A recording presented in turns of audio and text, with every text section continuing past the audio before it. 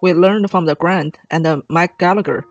The chairman of the Select Committee on the CCP is requesting the DOD Department of Defense and the FBI to answer questions on the drastic increase of the CCP spies infiltrating U.S. military bases. For Mr. Mike Gallagher, he says that it is likely that the CCP spies or agents have intruded or tried to access U.S. military bases and other sensitive locations over 100 times in recent years.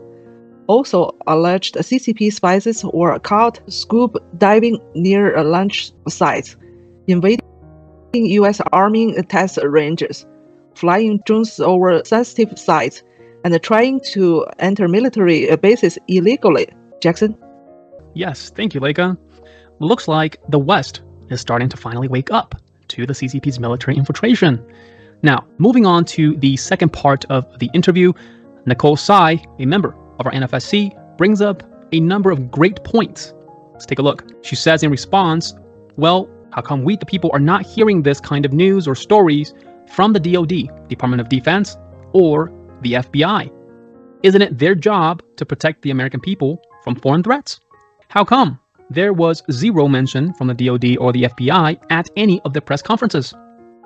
With that said, kudos to Mr. Mike Gallagher and all of the members of the Select Committee on the CCP, as they have been doing a wonderful job on behalf of the DOD and the FBI. Leica?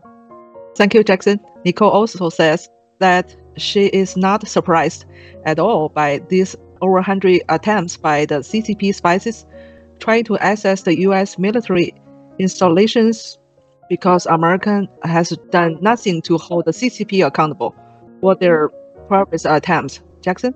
Yes, thank you, Leica. That's exactly it. Remember the CCP spy balloon event earlier this year?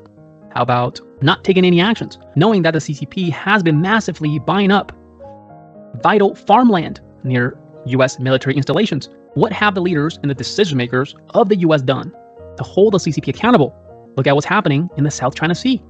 With the ever-growing military aggression from the CCP, we saw from our story number 2, just this week, that the CCP just this week has sent another record-breaking 103 fighter jets and 50 warplanes towards Taiwan.